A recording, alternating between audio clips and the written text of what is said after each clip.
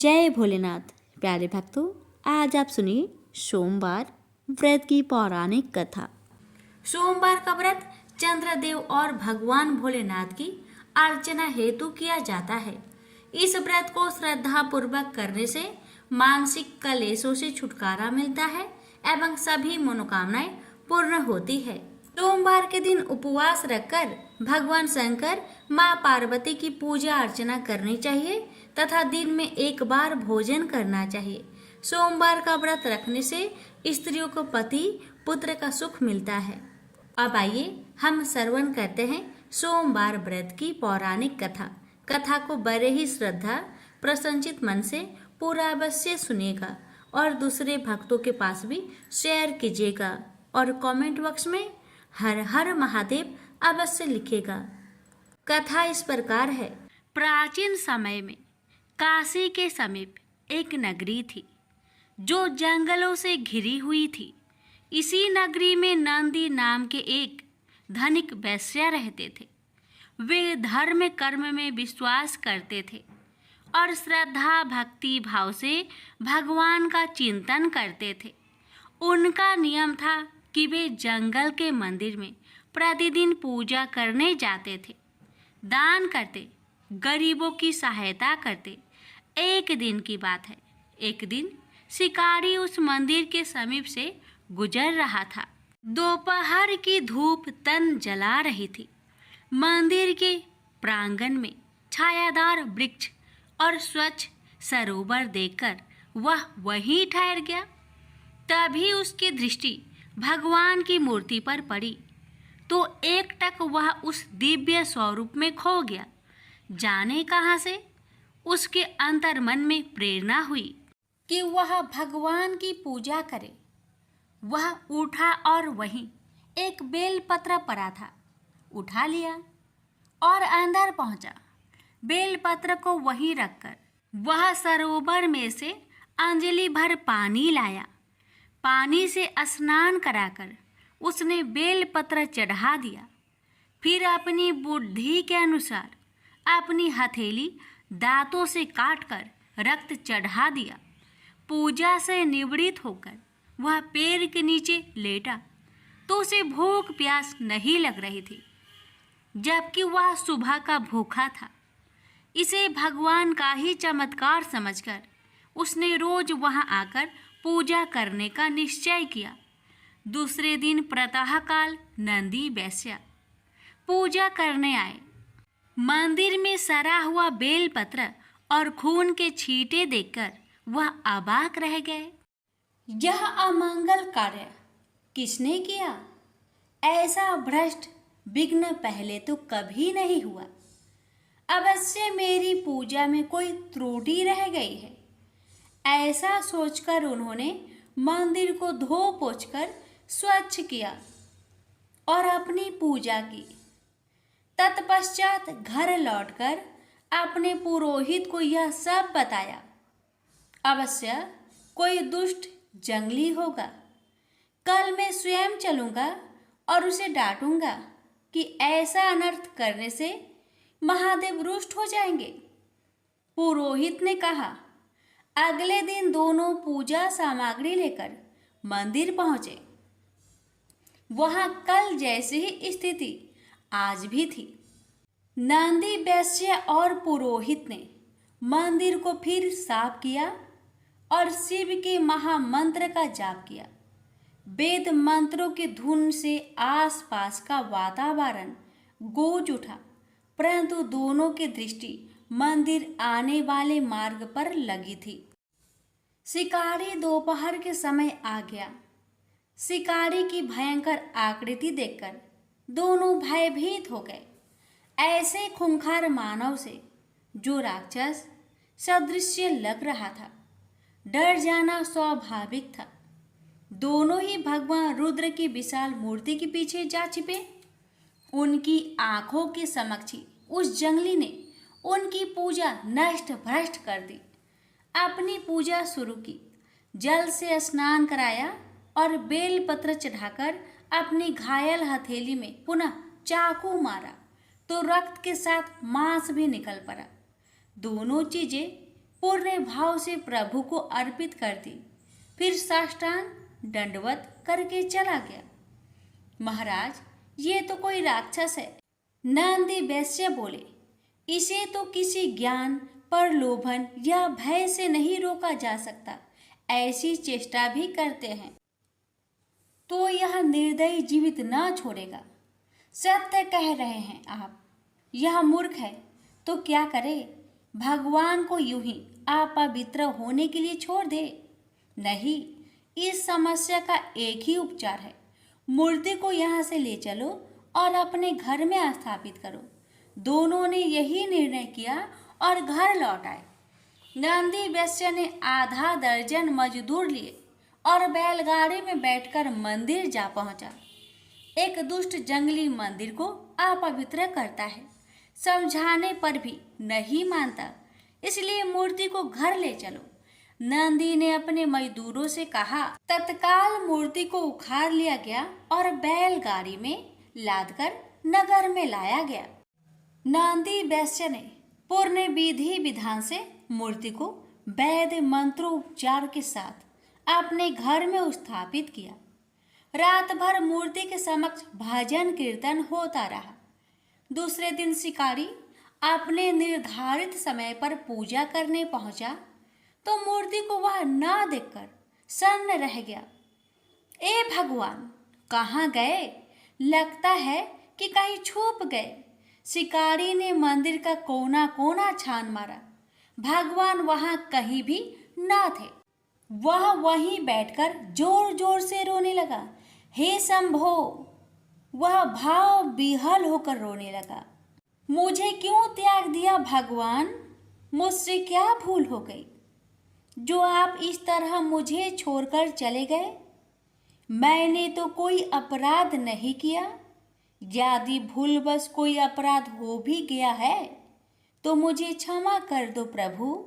मैं आपकी पूजा के लिए व्याकुल हूँ भगवान।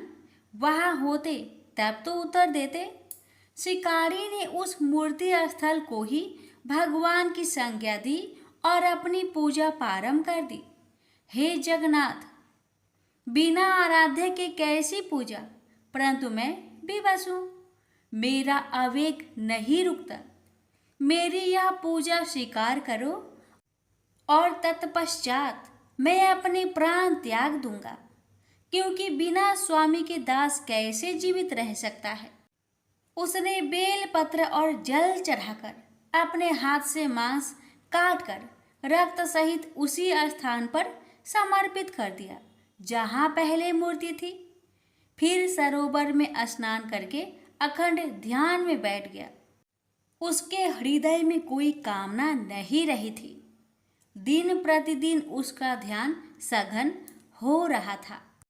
उसके हृदय में ओम ओम की धुन प्रतिध्वनित हो रही थी कि रात की कठिन साधना श्वास से विरत होकर प्राण में पहुंच गई थी। कैलाशवासी महादेव अपनी समाधि में लीन थे। जब भक्त की प्राणयुक्त पुकार उनके मर्म से टकराई तो भगवान भोलेनाथ ने समाधि छोड़ दी और दिव्य दृष्टि से चहु और देखा। कि रात को निष्काम भक्ति करते देखा तो दौड़े उसके समक्ष पहुंचे। वत्स, आंखें खोलो, मैं तुम्हारे समक्ष हूँ। तुम्हारे कठिन तप और भक्ति भाव से मैं अति प्रसन्न हूँ। तुम अपनी अभिलाषा व्यक्त करो। भगवान रुद्र ने प्रेम पूर्वक कहा। कि रात ने आंखें खोली तो समक्ष अपने आराध्य को देखा। भगवान वह विह्वल होकर उनके चरणों से लिपट गया। अपने दर्शन देकर मुझे कृतार्थ किया। मैं सिर्फ इतनी अभिलाषा रखता हूँ कि मैं सदैव आपके ध्यान, भक्ति और सेवा में निरत रहूं। तथास्तु, आज से तुम मेरे पार्षद हुए। मैं तुम्हें अपनी सेवा में लेता हूँ। किरात प्रसन्नता से नाच उठा। उसकी यह दशा देखकर भोले भंडारी भी डमरू बजाने लगे और सुंदर नृत्य कर उठे। उनका डमरू बजा तो देवी देवताओं ने भी अन्य वाद्य यंत्रों से उस आनंद पूर्वक स्थिति का आनंद बढ़ा दिया। तीनों लोकों में ओम ओम की प्रतिध्वनि हो रही थी। शंख, मृदंग, ढोलक इत्यादि की सुरीली लय से सर्वत्र आनंद उमड़ उठा। शिव भक्तों में तो जैसे आनंद का बाढ़ आ गई। चहु और बम भोले गुंजयमान हो रहा था। नंदी वैश्य भी अपने घर में बैठे थे। जब उन्होंने सुना कि जंगल वाले मंदिर पर स्वयं देवाधिदेव डमरू बजाकर नृत्य कर रहे हैं, तो वह नंगे पांव ही दौड़ते चले गए। मंदिर पर अपार भीड़ एकत्र थी। कितना विहंगम दृश्य था।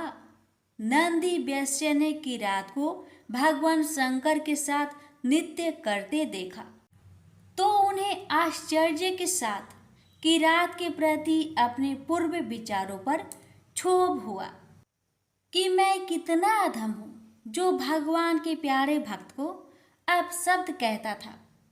मैंने ही उसे उसके आराध्य की पूजा न करने देने का निष्फल प्रयास किया। नंदी वैश्य दौड़कर किरात के चरणों से लिपट गया। हे महात्मन, मेरा अपराध क्षमा करो। मैंने ही भगवान की मूर्ति ले जाने का अपराध किया। मैं अधम हूँ, मुझे क्षमा करो। उठो मेरे प्रेरक। किरात ने नंदी को उठाया। तुम्हारी ही कृपा से तो मुझे जैसे अब बुद्धि को भगवान के साक्षात दर्शन हुए। मैं तुम्हारा ऋणी हूँ। तुम महान हो भक्त, तुम्हारी भक्ति श्रेष्ठ है। अब तुम ही मेरा उद्धार कर सकते हो। मैं तुम्हारी शरण में हूँ। किरात ने उन्हें भोलेनाथ के समक्ष प्रस्तुत किया। हे महाकाल, भोलेनाथ ने कहा, यह कौन है? मैं इसे नहीं पहचानता। नाथ, यह आपके परम भक्त है, प्रतिदिन आपकी पूजा करते हैं। मुझे स्मरण नहीं, मुझे तो केवल तुम ही याद हो। तुम ही मेरी प्रेमी हो।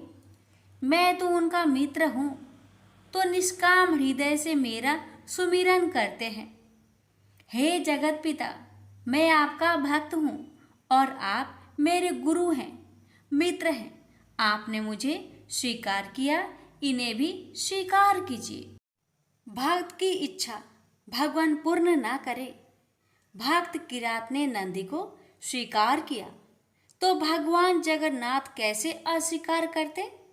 तथास्तु महादेव ने कहा।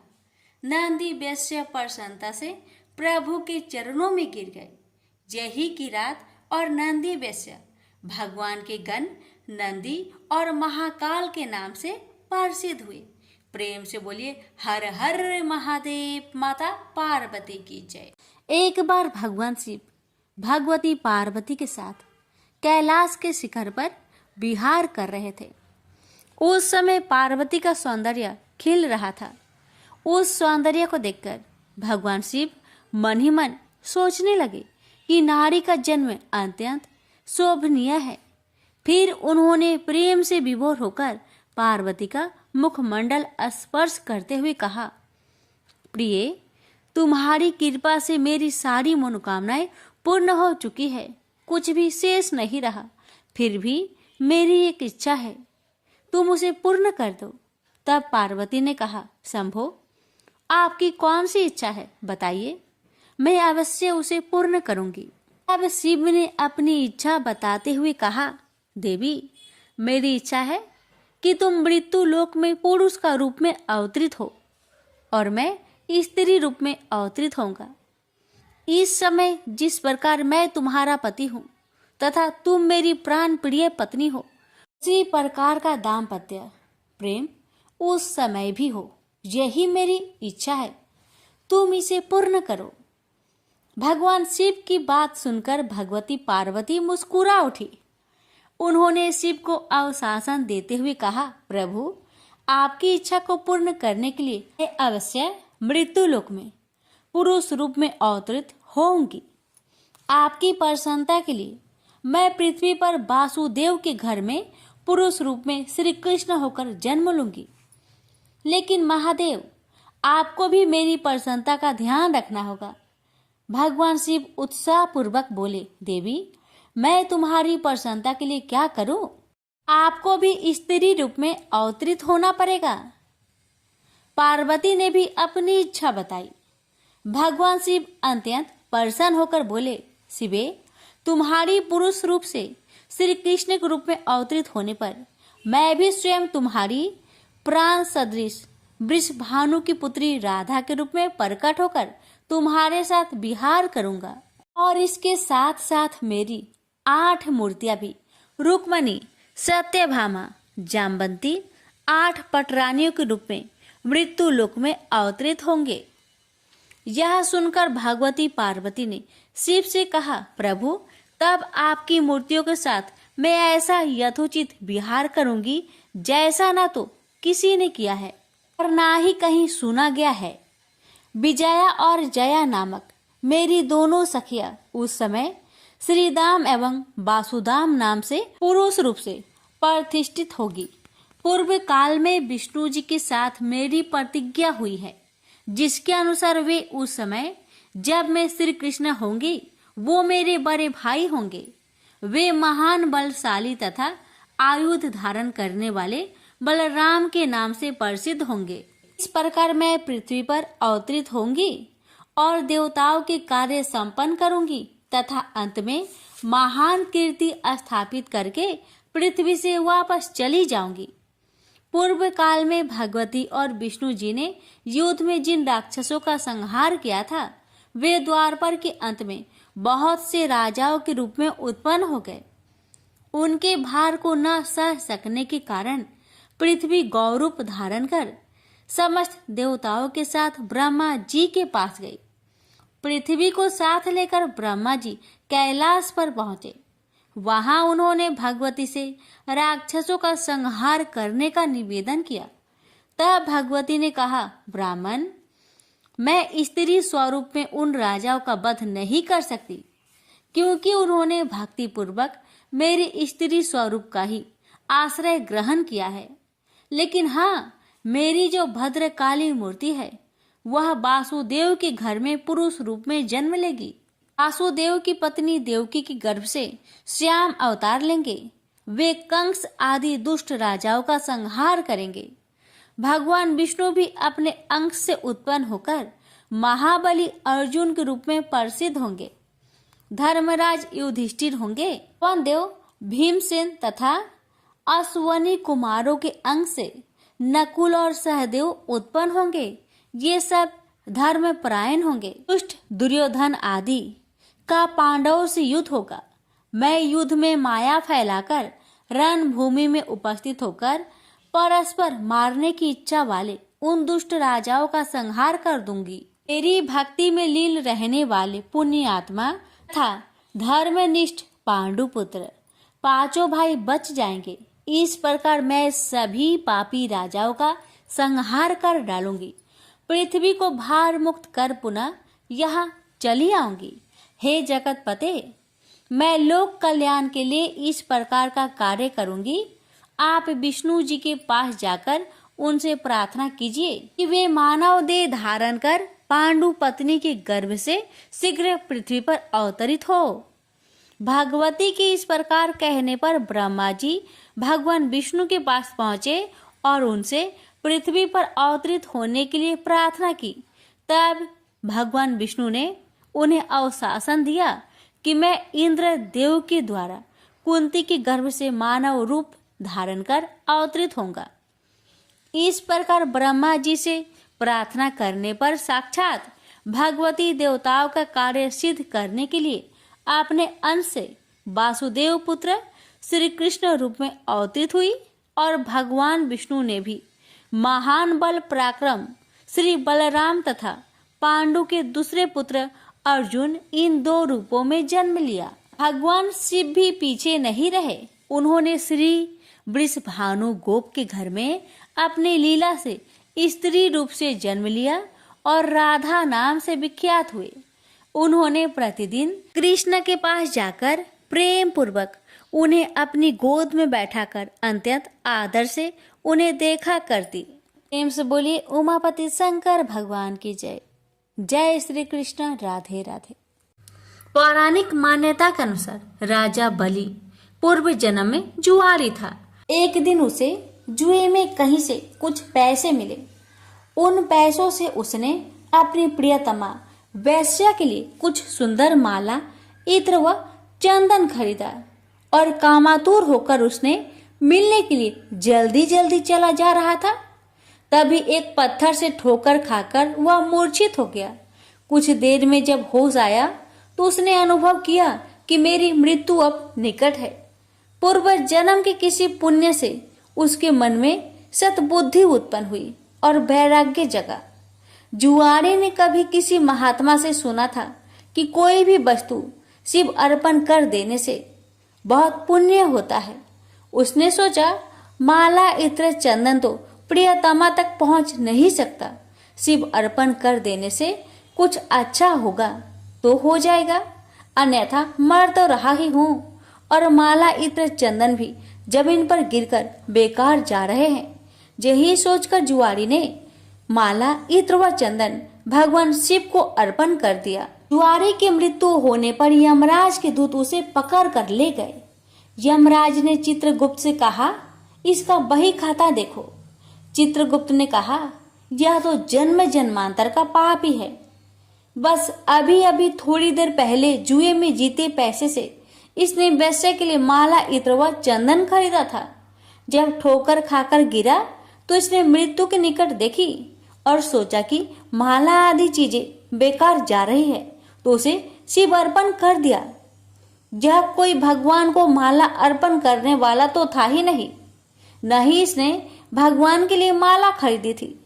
बस यही इसका पुण्य है। यमराज ने कहा, यह तो इसका पुण्य ही माना जाएगा। यमराज ने जुआरी से पूछा, पहले तुम पुण्य का फल भोगे हो या पाप का? जुआरी ने कहा, मैं तो जन्म जन्मांतर का पापी हूँ। पाप का फल भोगने में पता नहीं कितना समय लगे, इसलिए मैं पहले पुण्य का फल भोगना चाहता हूँ। भगवान शंकर की कृपा से जुआरी बन गया इंद्र। राज ने कहा, शिव अर्पण के पुण्य से तुम 3 घड़ी के लिए इंद्रलोक के मालिक बन गए हो। भगवान शिव के बिना भक्ति की आराधना से जमीन में गिरी हुई गंध पुष्प से एक महापातक की को कितना बड़ा फल मिला। जो लोग श्रद्धा और भक्ति के साथ भगवान शिव को गंध, पुष्प व जल अर्पण करते हैं, उनकी आराधना करते हैं, तो उन्हें सहज मुक्ति मिलती है। उसी समय देवगुरु बृहस्पति आए और जुआरी को ऐरावत हाथी की पीठ पर बैठाकर इंद्रलोक ले गए। जुआरी जब इंद्र आसन पर बैठा, अप्सराएं नृत्य करने लगी, गंधर्व गान करने लगे। उन गंधर्वों में नारद जी भी थे। यह देखकर उन्हें हंसी आ गई। जुआरी ने कहा, इंद्र के दरबार में वे आदमी, बताओ क्यों हंसते हो? नारद जी ने कहा, जुआरी, तू जीवन प्रयत्न जुआ खेलता रहा। तूने यही सोचा कि शिव अर्पण करने से कुछ होता होगा तो हो जाएगा, न होगा तो मर तो ही रहा हूं, और माला, इत्र आदि भी बेकार ही जा रहे हैं। आज इसका परिणाम यह हुआ कि तुम 3 घड़ी के लिए ही सही इंद्रलोक के स्वामी बन गए, इसलिए मुझे हंसी आ रही है।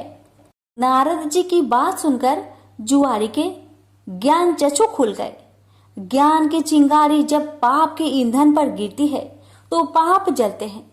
जुआरी सिंहासन से उतरा और नारद जी से कहा, गुरुदेव, अब भगवान शंकर के अलावा कोई शरण नहीं है। हम सारे इंद्र आसन पर ही तुलसी रख देते हैं। शिव के समान देव नहीं, शिव के समान गति नहीं, शिव के समान दाता नहीं है, शिव के समान योद्धा नहीं है। इतना कहकर जुआरी ने स्वर्ग की निधियों का ऋषियों को दान करना शुरू कर दिया। उसने ऐरावत हाथी, अगस्त्य जी को उच्च श्रवण नाम का घोड़ा, विश्वामित्र को कामधेनु गाय, महर्षि वशिष्ठ को चिंतामणि रत्न, गालवल जी को और कल्प वृक्ष कौंडिन्य मुनि को दे दिया। भगवान शंकर को प्रसन्न करने के लिए जुआरी ने कुछ ही देर में सारा इंद्रलोक दान कर दिया। तभी 3 घड़ी बीत गई। वह फिर यमलोक पहुंचाया गया। जब इंद्र वापस आए तो अमरावती ऐश्वर्य शून्य थी। इंद्र स्वर्ग के सारे ऐश्वर्य, ऐरावत हाथी, कामधेनु, परिजात पुष्प आदि को न देखकर क्रोधित हो गए और पूछने लगे, ये सब कहाँ चले गए? तब देवगुरु बृहस्पति बोले, सब कुछ जुआरी ने दान दे डाला।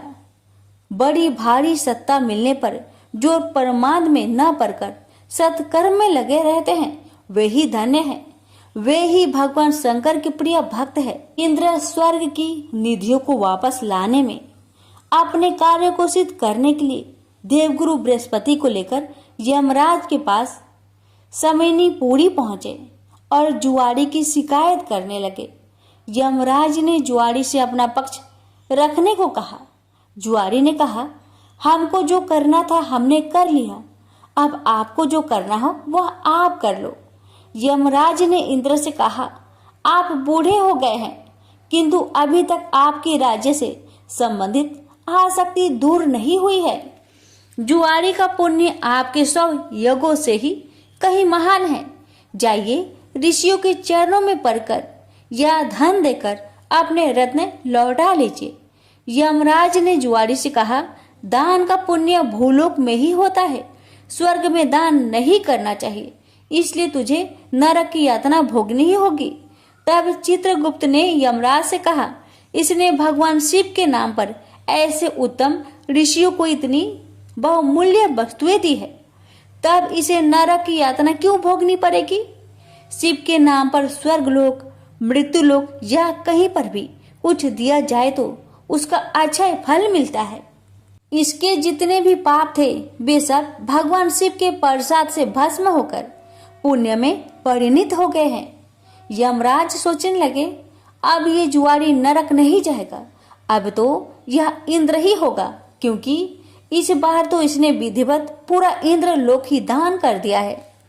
उसी पुण्य के प्रभाव से वही जुआरी अगले जन्म में महान भक्त प्रहलाद का पुत्र राजा बलि हुआ। यहाँ पर भी वह पूर्व जन्म के शिव पूजन के पुण्य से इतना त्यागी हुआ कि गुरु शुक्राचार्य के मना करने पर भी उसने भगवान वामन को अपना सर्वस्व समर्पित कर दिया। वामन भगवान राजा बाली से बोले, हम तुम्हें क्या दे? बाली ने कहा, भगवान हमारी जिधर भी दृष्टि जाए उधर हम आपका ही दर्शन करें। राजा बलि की बैठक के 52 दरवाजे हैं। भगवान ने सोचा न जाने किस दरवाजे पर बाली की दृष्टि चली जाए।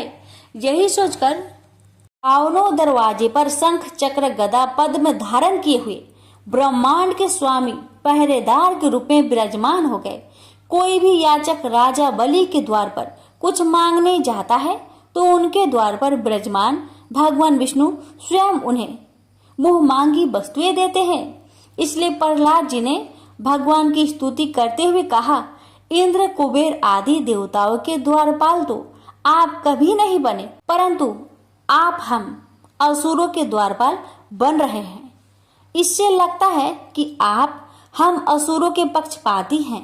इस प्रसंग से गीता में भगवान का यह कथन सत्य सिद्ध हो जाता है कि पत्र पुष्प फल जल जो कुछ भी भगवान के लिए अर्पित किया जाता है वह अनंत गुना होकर वापस आता है।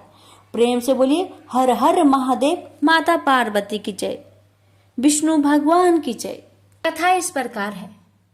बैजू निहायत ही सीधा और सरल इंसान सवेरे शाम जानवर चराता और बाकी का समय मंदिर की साफ सफाई में।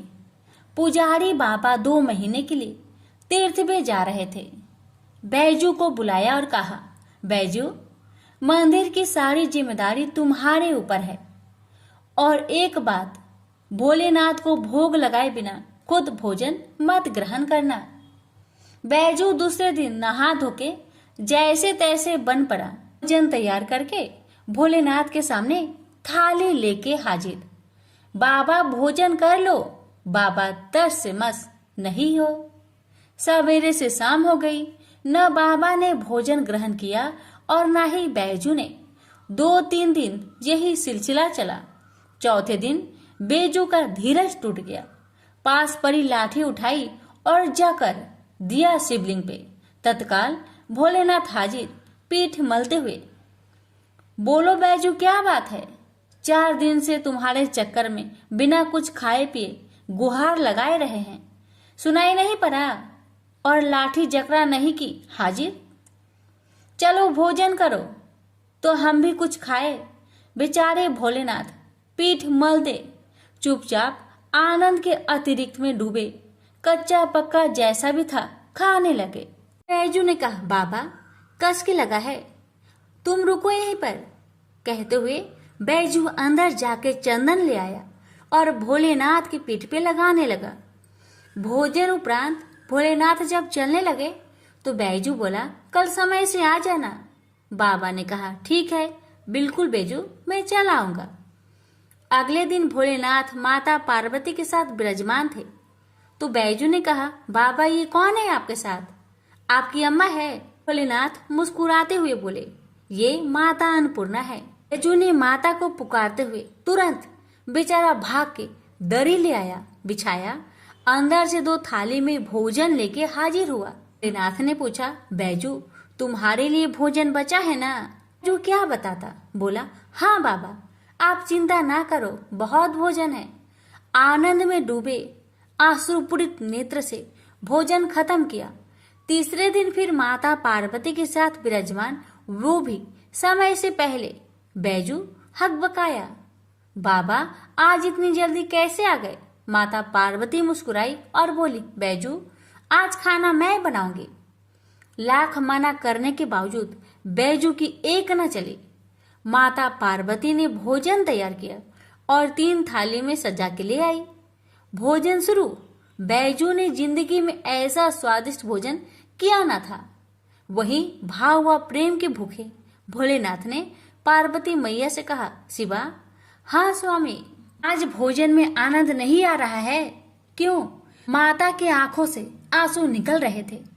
सच स्वामी, ना वो स्वाद है ना वो रस। धन्य है माता अन्नपूर्णा, जिनके नाम मात्र से भोजन में मिठास बढ़ जाए। उनको खुद का बनाया भोजन बेस्वाद लग रहा था। 2 महीनों का भोग सामग्री और कहाँ 3 आदमी का भोजन। बेचारे बैजू को अपने जानवर तक बेच देने पड़े। किन्हीं कारणवश पुजारी बाबा बजाय 2 महीनों के 1 महीने के अंदर ही तीर्थ से वापस लौट आए। पुजारी बाबा ने बैजू को बुलवाया और कहा, बैजू भोलेनाथ को समय से भोग लगाता था ना? बैजू ने बोला, हाँ पुजारी बाबा, पर बाबा आप तो कह रहे थे कि भोलेनाथ अकेले आएंगे, पर भोलेनाथ तो माता अन्नपूर्णा के साथ आते हैं और दोनों जन पेट भर भर के भोजन करते हैं, इसलिए मुझे अब तो अपना जानवर तक बेचना पड़ा। पुजारी बाबा बैजू की बात सुनकर आश्चर्य में पड़ गए, क्योंकि पुजारी बाबा जानते थे कि बैजू झूठ नहीं बोल सकता। पुजारी बाबा ने बोला, बैजू क्या सच में भोलेनाथ माता पार्वती के साथ आते थे? तो तुम आज एक काम करना, आज तुम फिर भोग लगाओ, मैं भी देखता हूँ कि कौन कौन आते हैं आज में। बैजू बेचारा समय से भोजन लेके हाजिर, बुलाना शुरू। काहे को भोलेनाथ आएंगे? बुलाते बुलाते थक गया, पर भोलेनाथ को न आना था, वो न आए। बैजू कहने लगा, बाबा बाबा आप आइए चाहे न आइए, मैं लाठी नहीं उठाऊंगा। बस शिवलिंग पकड़ के रोए जा रहा था। बाबा आए और बोले, आंखें खोलो बैजू। सामने ही माता पार्वती और भोलेनाथ विराजमान थे। लिपट गया चरणों में। माँ बाबा, जो आज तुम न आते तो मैं जान दे देता अपनी। भोलेनाथ ने बैजू को हृदय से लगाया और बोले, बैजू बेमोल बिक गया तेरे हाथ में। सुन, आज से मुझसे पहले लोग तेरा नाम लेंगे, फिर मेरा। आगे बैजू, फिर पीछे नाथ, बैजनाथ। प्रेम से बोलिए, बैजनाथ भगवान की जय। हर हर महादेव, माता पार्वती की जय। यह बात उस समय की है जब समुद्र मंथन से निकला अमृत कलश दैत्य एक दूसरे के हाथों से छीन रहे थे। इसी बीच एक मनोरम स्त्री उनके बीच में चली आई। सभी उस मनोरम स्त्री के सौंदर्य को देख हठात मोहित हो गए।